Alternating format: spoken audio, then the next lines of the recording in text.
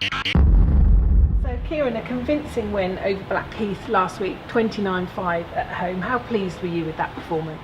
Yeah, really pleased. The first half was very good. Bonus points sewed up by half time. The second half couldn't quite get a foothold in it. Fair play to Blackheath. They retained the ball very well. They started running it from everywhere because effectively the game was over as a contest. After Dean scored that intercept at the start of the second half, it was kind of game over then. We spoke immediately afterwards and during this week about our mindset. If you compare us to teams that have won the league in the past few years or championship sides in general, if they're 24-0 up at half time, they go on to win 50 or 60 points. And that's the bit we've got to look at. We said we want to come out early, get some points on the board, score first half to be up by such a convincing scoreline.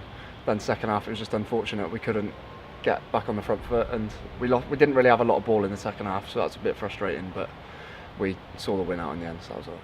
I think we're definitely more pleased with the first half than the second half, but overall I think the boys will, you can see from the reactions after the game, definitely I think we were probably one of the best games that we've played in the first half for sure.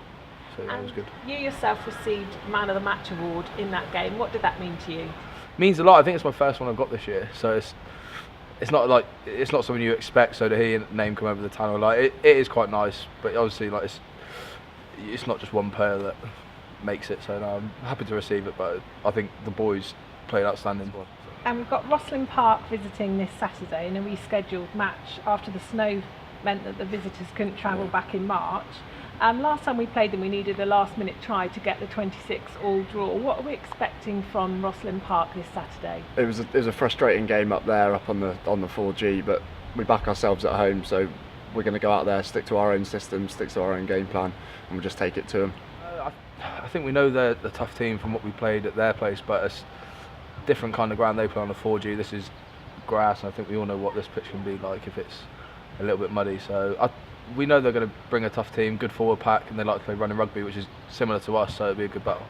And there's been some talk in the press about teams unwilling to fulfil these rearranged fixtures when they have no bearing on promotion or relegation in the league. What's your view on that?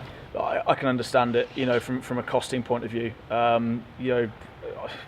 Estimated, I'd imagine it's going to cost Rosslyn Park, a couple of grand in terms of players' fees and train and travel, all that kind of stuff. So I can see why they wouldn't want to play it. It's one of those things, we're not focused too much on it.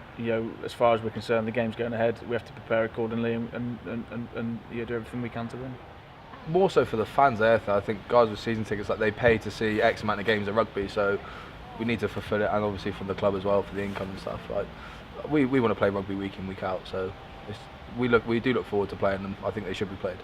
And you yourself are celebrating your 50th appearance for Plymouth Albion. You've been here for a couple of years since your move from Brixham. What does it mean to you to celebrate that 50th game? It's a really great honour to get to 50 caps. I've only been here a couple of seasons, but getting 50 appearances for the team I supported as a child, being a Plymouth lad, it's really, really proud to get to 50.